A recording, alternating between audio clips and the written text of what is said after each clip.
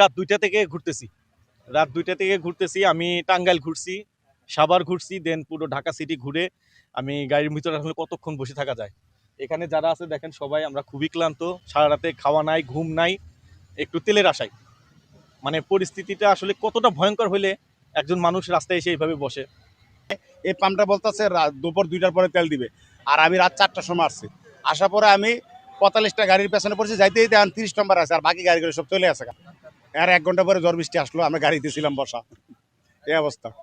জি, এখন অপেক্ষা করতেছি, এখন তো 12টার বেশি বাজে। আপনি কি আমাদের চেহারা থেকে বুঝেন না? না, ক্লান্ত, গোসল নাই, খাওয়া নাই, অর্ধেক হয়ে গেছি ভাই। এয়ারপোর্ট টঙ্গী থেকে এই পর্যন্ত কোনো পাম্প খোলা নাই। এই একটা পাম্পে তেল দিবে 2টা বাজে। হ্যাঁ, একজন তো বললেই শুনলেন যে উনি টাঙ্গাইল থেকে ঘুরে আসছে।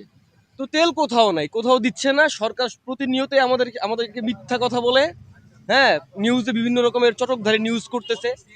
হ্যাঁ, আর আমরা ভোগান্তির শিকার। কি করব, কিছু করার নাই। গাড়ি একটা আছে, তেল ভরতে হবে, চলতে হবে। অফিস করি 8 ঘন্টা, তেলের জন্য দাঁড়ায় থাকি 12 ঘন্টা। এই মোট চলে গেল আমাদের দিন 20 ঘন্টা। গতকাল রাত থেকে তেলের সিরিয়ালে আসি। আমরা তেল নেব হলো ট্রাস্ট পাম্প থেকে।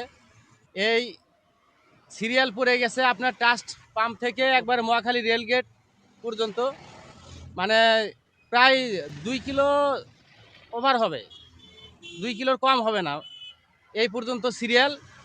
তো আরও অনেক পাম্প আছে, বেশিরভাগ পাম্পই বন্ধ। আপাতত একটা পাম্পই আমি দেখতেছি খোলা আছে। তাও এটার যে সিরিয়াল, আমি এতক্ষণে শুনলাম যে 2টার পরে তারা তেল দেবে। যদি দাম বৃদ্ধি করে করুক, কিন্তু তেলটা আমরা যেন ঠিক মতো পাই, আমাদের এই ভোগান্তি যেন না হয়। আর পর্যাপ্ত তেল নাই, পাম্পে গেলে 10 লিটার তেল দেয়, 10 লিটার তেল দেয়, সিরিয়াল খালি সিরিয়াল ধাক্কাই গেছে, শেষ হয়ে যায়। এখন তুই পর্যন্ত কোন তেল দেয়, খালি কয় তেল আছে, তেল কই আছে, তুই পাম্পে গেলে তেল নেই।